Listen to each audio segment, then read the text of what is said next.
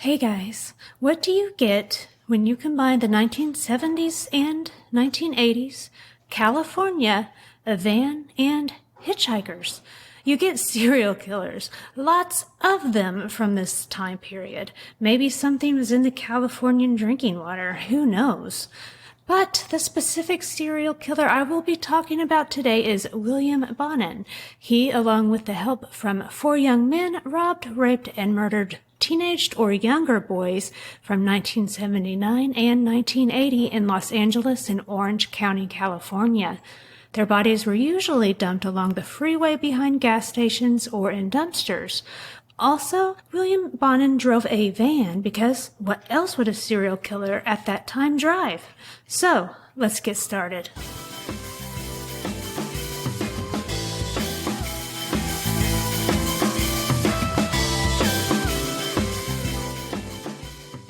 Hi, it's Eve. Sorry about the delay in getting this out. I had a stomach bug the past few days, but I called an exterminator and now it's gone. Ha ha.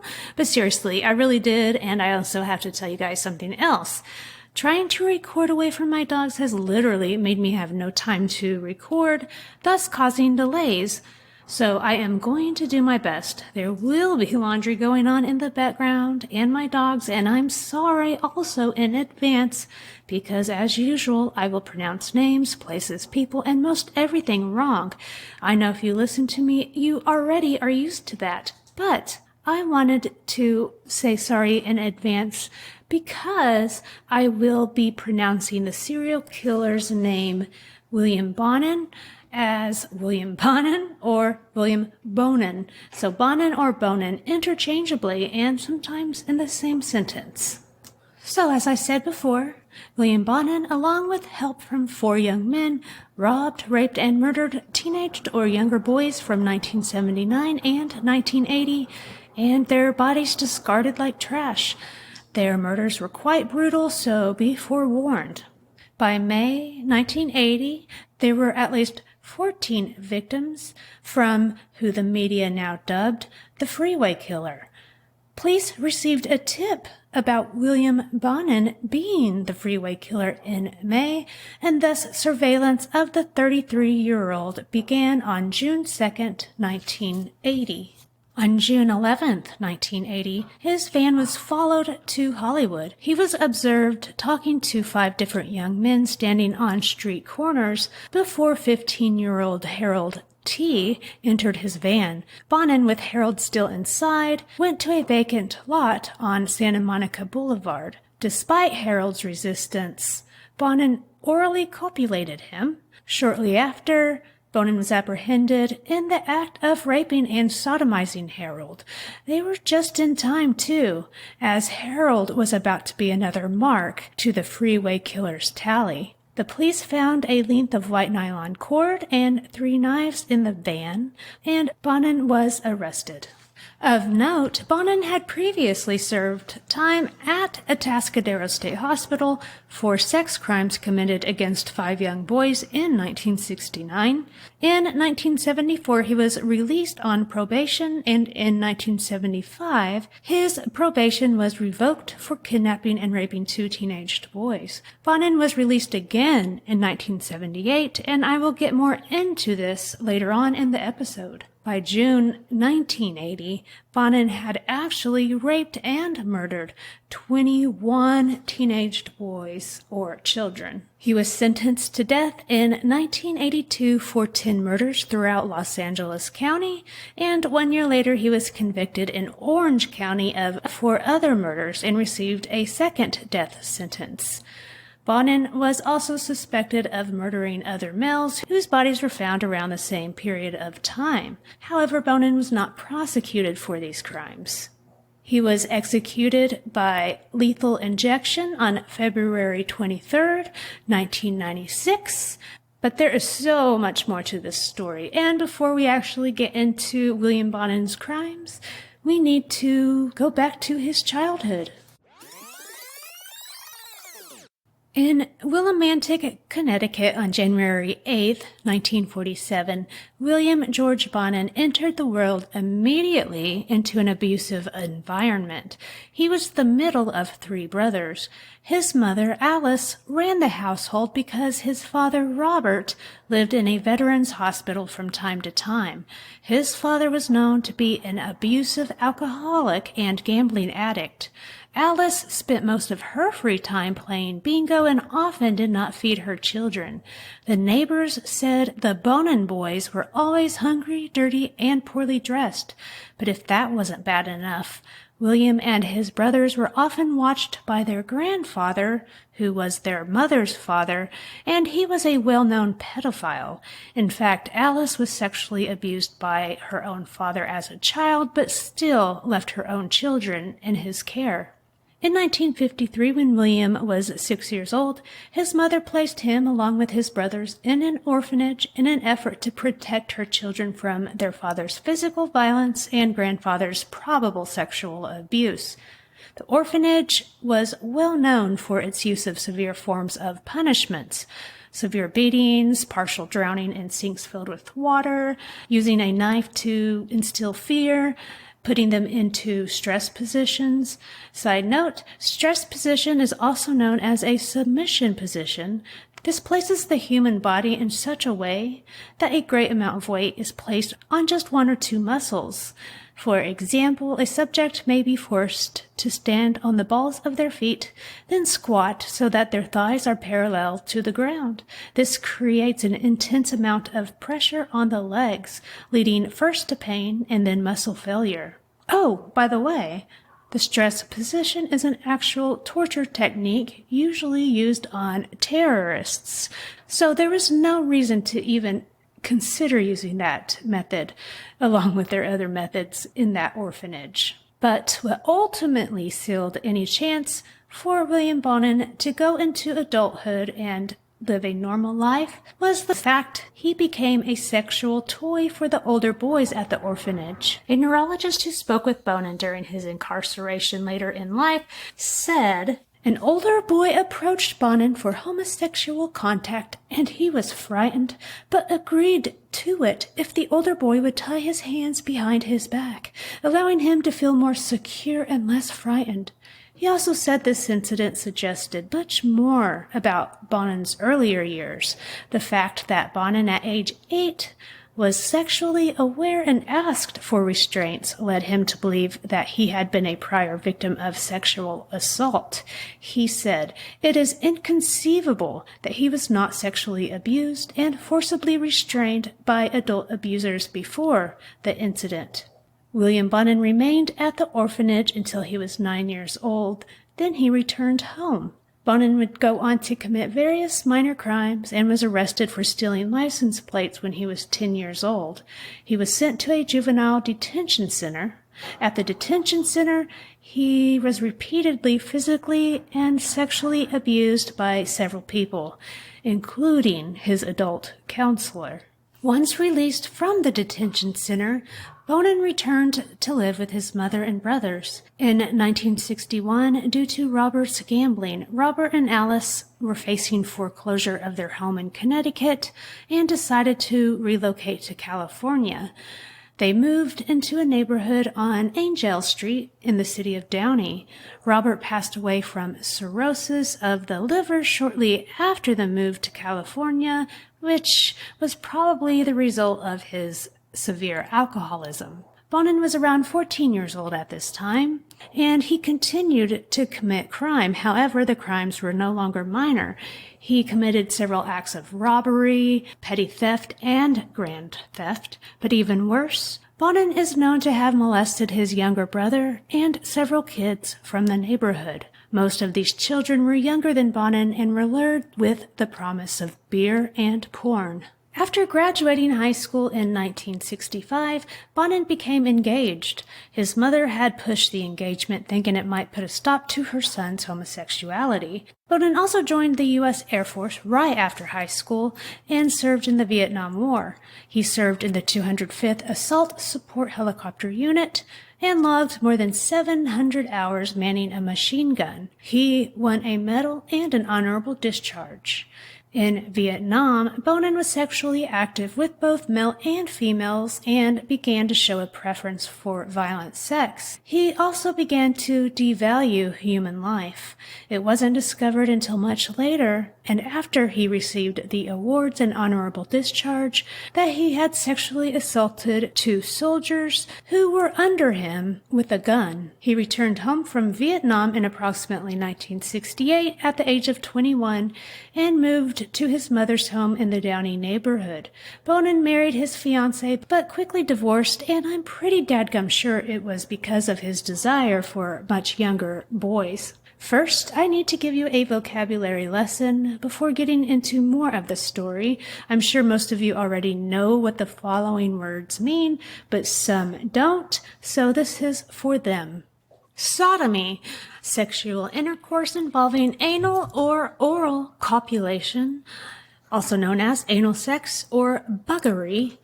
Copulation is intercourse or sex. So oral copulation is defined as a person's mouth making contact with the sexual organs or anus of another person. If oral copulation is followed by force or fear, that means either without one of the participants' consent or through the use of violence, force, menace, duress, unlawful injury, fear, or threat of retaliation. Bludgeon, as a noun, is a stick with a heavy end used as a weapon, and as a verb it is to repeatedly use that object to strike someone or something. Amendable. In this case, it will mean to change for the better or to improve. Caustic burn is just a chemical burn and can cause a reaction to your skin or within your body. Emasculation means to castrate, remove a man's jewels, or to pull a Lorena Bobbitt. All right, now we are going to get into his crimes. On November 17th, 1968, at age 21, Bonin sexually assaulted 4 young men between the ages of 12 and 18 over the span of 4 months. In each assault, he bound or restrained his victim before forcibly engaging in sodomy, oral copulation, and methods of torture, which included bludgeoning and the squeezing of his victim's testicles. Then, in early 1969, Bonin attempted to restrain a 16-year-old boy he picked up. The following is what the victim had to say after the terrifying experience. He said, "I told him being Bonin, that I didn't need to go any farther, and the car drifted to the side of the busy freeway and stopped. Suddenly, without a word, he took out a piece of cord, lunged across, and wrapped it around my neck. I thought, this is it. I'm dead." The victim escaped after he kicked Bonin in the groin and ran out of the car, flagging down a police cruiser as Bonin drove off. Bonin was arrested and was indicted on 5 counts of kidnapping, 4 counts of sodomy, and 1 count of oral copulation, and 1 count of child molestation against the 5 youths he had abducted and assaulted, or, in the case of the final youth, he had abducted and attempted to assault since the previous November. Bonin pleaded guilty to molestation and forced oral copulation and was sentenced to the Atascadero State Hospital as a mentally disordered sexual offender considered to be amendable to treatment in January of 1971. While detained at this hospital, Bonin had many psychiatric examinations that included the following. His IQ was 121, which is higher than average, with the average IQ score being 100. He displayed traits of manic depression. He had damage to the prefrontal cortex of his brain, which could reduce his ability to restrain violent impulses. He had extensive scars on his head and bottom, likely from the 3 years he spent at the Connecticut Juvenile Detention Center. Bonin, however, claimed to have no memory of any such incidents of abuse. Side note, suppression of childhood memories is common in victims of childhood sexual abuse. Bonin was sent to prison after spending 2 years at Atascadero State Hospital. In prison, he repeatedly raped other inmates. That same year, prison officials declared Bonin unsuitable for treatment because of his rapey activities. So on June 11th, 1974, they decided to release him, and he was determined to be no longer a risk to the health and safety of others. I don't know if that was the right decision there, but William Bonin was now 27 years old upon his release from prison. On September 8th, 1974, Bonin encountered a 14-year-old David Allen McVicker. David McVicker recalls his encounter with Bonin in 1975. I was standing at Brookhurst Street in Westminster Avenue thumbing for a ride to Huntington Beach. I was 14 and it was the last day of summer vacation. The next day I would be a high school freshman. Bonin pulled up, driving a blue Opel Kadett. He offered me a ride. He was totally cool. There was nothing in the least bit strange about him. When Bonin asked me if I was gay, I asked to get out of the car. Bonin pulled a gun. That's when I knew I was in trouble. Bonin drove to a deserted field and raped me. Bonin then began to choke me with my own shirt. I was gagging and thought I was going to die. When I cried out, Bonin released me and apologized for choking me. He took David home and told him he would see him later. The attack on David was notable for a couple of things. First, David was the last successful attack for Bonin in which he did not kill, and it was the last time he would ever be known to admit regret for his actions. The next event I'm going to tell you about has two different times that could have happened. Some say that it was 2 days before or that it was 2 days after David's attack that Bonin was driving and stopped and offered to give a 15-year-old boy $35 in exchange for sex.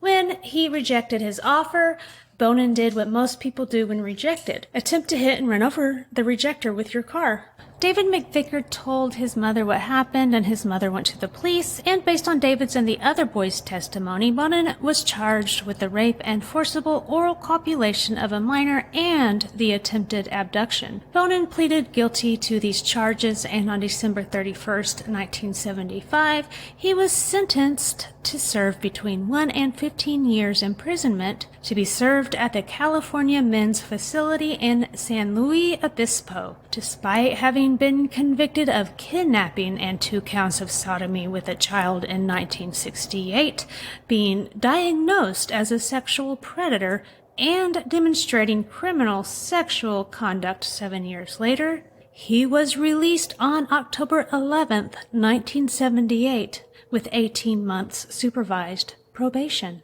Bonin rented an apartment in Downey about a mile from his mother's home and took a job as a truck driver at a Montebello delivery firm named Dependable Drive-Away. He even had a girlfriend that he would go on roller skating dates with on Sundays, because even serial killers loved to roller skate in the 1970s. The word around the neighborhood was that Bonin showed X-rated movies and bought beer for underage boys who came to his apartment. Bonin became friends with a neighbor, 43-year-old Everett Frazier, who also held house parties and social gatherings where younger men and boys would attend. In other words, they were the town perverts. It was through these parties that Bonin met 3 young men who are very important to the story, so I need to introduce you guys to them. Ladies and gentlemen of the podcast, it is not my pleasure to introduce you to Vernon Butts, Gregory Miley, and William Pugh. Vernon Butts was a 21-year-old porcelain factory worker and part-time magician who was fascinated with the occult. Vernon Butts was also a butthole. He literally was a butt man. I bet he liked butter. I'm getting a little carried away, but I will stop now. Gregory Miley was a 19-year-old Texan who was illiterate and had an IQ of 56. He made money doing casual work here and there. He consensually became one of Bonin's sexual partners. William Pugh was 17 years old when he met Bonin at one of Mr. Frazier's parties in March of 1980. Bonin offered him a ride home, in which he accepted, and within a few minutes, Bonin asked him if he wanted to have sex. Pugh later stated that he panicked and stuttered upon hearing this question and, after sitting in silence for several minutes, attempted to leave the vehicle once it had slowed down at a stoplight. In response, Bonin leaned across and grabbed Pugh by the collar, dragging him back into the passenger seat. And, according to Pugh, Bonin then confided in him that he enjoyed abducting young male hitchhikers on Friday and Saturday nights and would then restrain, abuse, and strangle them to death with their own t-shirts. He also gave Pugh some helpful advice, I suppose. He said, if you want to kill somebody, you should make a plan and find a place to dump the body before you even pick a victim. Bonin then informed Pugh that he spared his life only because they had been seen leaving the party together. I also need to introduce you to James Munro. He was 18 years old, homeless, and a drifter. Munro met Bonin when he was invited to move into his apartment. Munro had been kicked out of his home in Michigan in early 1980 and had been living on the streets of Hollywood for several weeks. Munro accepted Bonin's offer. Bonin even got him a job where he worked. One thing about Munro is he batted for both teams, and although he preferred to bat for the women's team, he too, like Miley, engaged in a consensual sexual relationship with Bonin. These two, however, did not meet at one of these parties. They actually met towards the end of Bonin's sadistic murdering frenzy. In mid-1979, Bonin was again arrested for molesting a 17-year-old boy. This violated his parole and should have resulted in a return to prison. However, an administrative error committed prior to Bonin's court date resulted in his release. Can you imagine how bad the person feels who made this error? This wasn't a little whoopsie error. This error would be the death sentence to 21 young men. His perv friend, Mr. Fraser, picked him up at the Orange County Jail and later recollected that as he drove Bonin home, he made a statement. No one's going to testify again.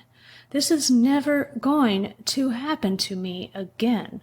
Mr. Fraser later said that at that time he had interpreted Bonin's statement as an expression of remorse. By the late 1970s, Bonin's Downey neighbors began to suspect something was terribly wrong. He tried to go for my boy, a neighbor recalled. He said his young son came home one day and told him that Bonin had invited him inside, but luckily went home instead.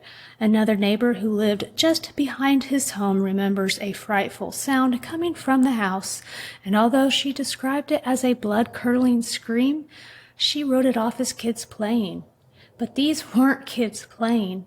These screams were from young men being sexually abused and murdered. Their cries of agony only added fuel to the sadistic urge that drove Bonin. Side note, always listen to your instincts. These neighbors thought something was off, and it was. I will end there and should have the next episode out in a few days, and it will cover each murder in graphic detail. So until next time, have a good evening.